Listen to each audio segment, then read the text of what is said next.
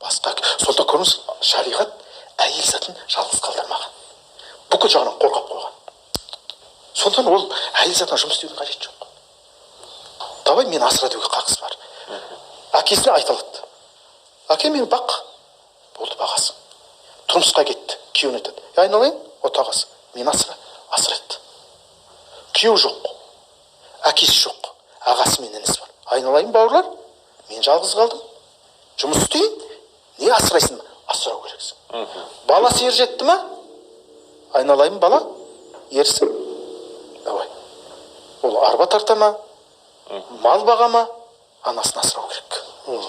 Ол ешқашан арба тартып, иығына жүк артып кетпеу керек әйел заты. Міне шариғатымыздың, төл мәдениетіміздің көздеген осыда. Әдемі. Машалла. Баракалла. Алла разы болсын.